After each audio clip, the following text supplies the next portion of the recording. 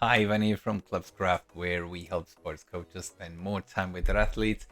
And in the last few videos, we were talking about getting ready to start planning our next season. And now that we are in December and most of us have had their last races of the season, at least in the Northern Hemisphere, we can start looking into the next season.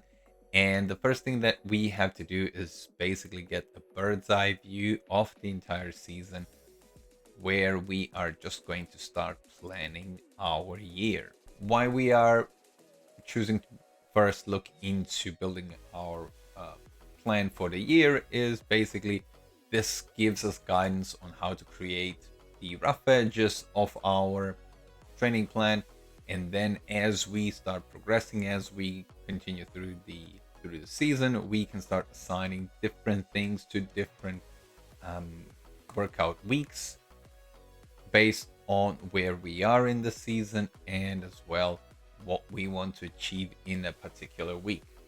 And to have a good understanding of what a good training plan is, we have to keep a few things in mind. The first one is to be realistic. So, the key reason why we build an annual training plan is to guide our athletes to success. We want to have them achieve certain goals, and if we start planning correctly, we will be able to give them the guidance needed to get to these goals. But it's really important to start looking into many variables that can affect a certain athlete, like our athlete's occupation. Are they working full time? Are they working part time? Are there maybe a student? So we have to take those things into consideration. Do they have some kind of medical issues or something like that? So we have to keep in mind that we are working with real people and that we can put whatever we want on a piece of paper or some kind of device, some kind of screen. But at the end of the day, it comes down to the athlete doing the work, and if they are overworked, um, if their performance starts to decline, then we really have to think about the training plan and see if it has been too ambitious maybe for them.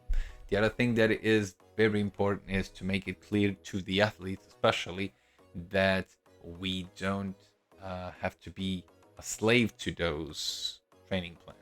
So if the training plan, for example, is looking for a hard interval session today, but the athlete doesn't feel well, we have to take this into consideration and maybe change up the intensity, change up the interval durations, or maybe choose some other lighter training session for the given day.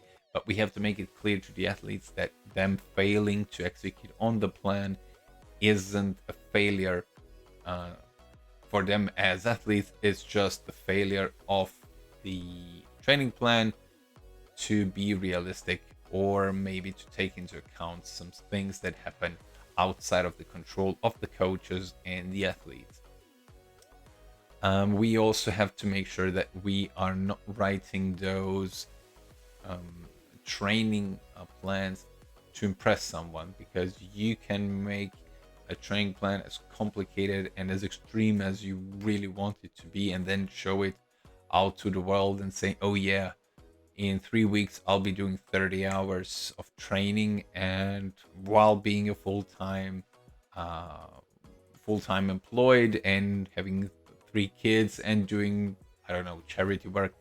You are going to feel it at some point, and you're going to pay the price for it. So you write those training plans for your athletes, be realistic, and make sure that you don't feel like you have to stick to it 100%, because if you are not a professional athlete, you won't be able to stick to it 100%. And even the professional athletes usually have to mix some things up, because they might get injured, they might have not taken all the recovery steps they wanted, they might get sick just because of allergies or something like that. So they also have to make adjustments along the way.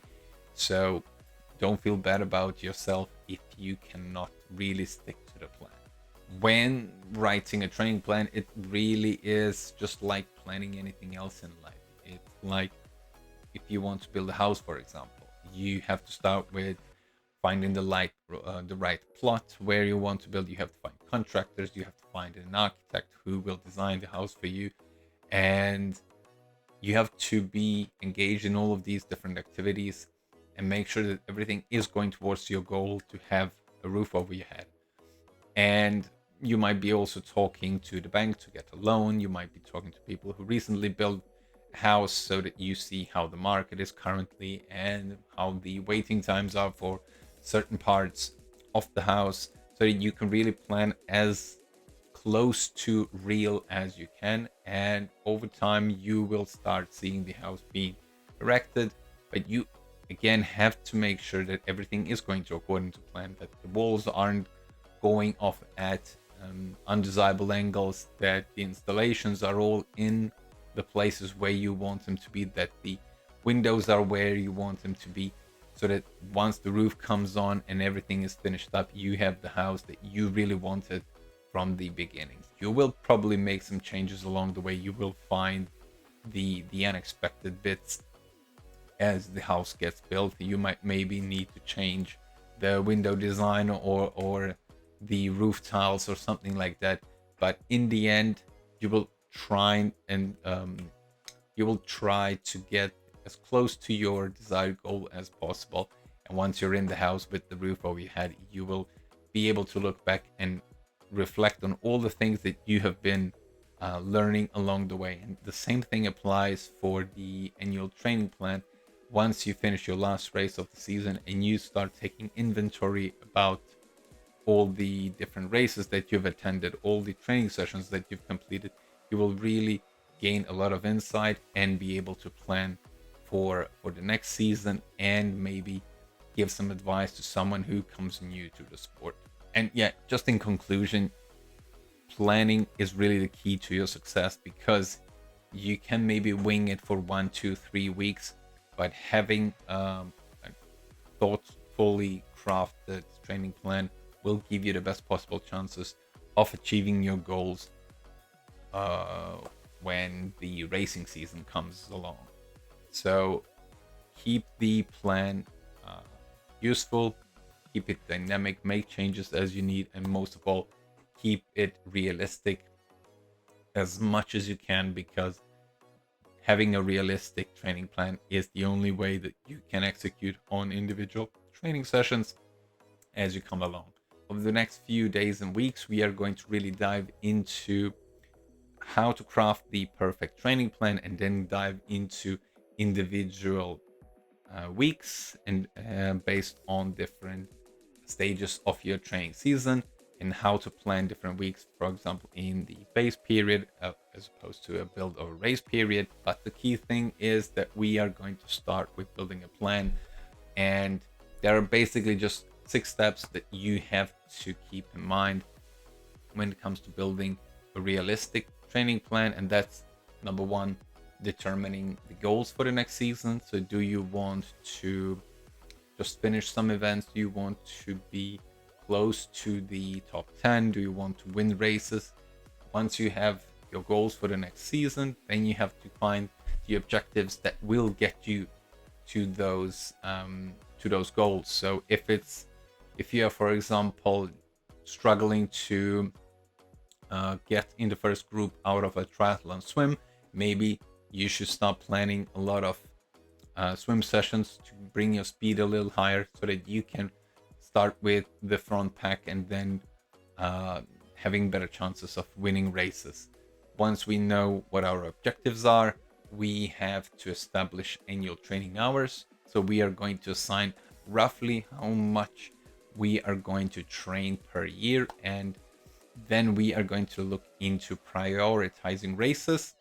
So we are going to divide races into A, B, and C races, where A races are the races that are most important to you, while B and C races are usually less important, or are just races that you will use as some kind of milestone just to check where your form is.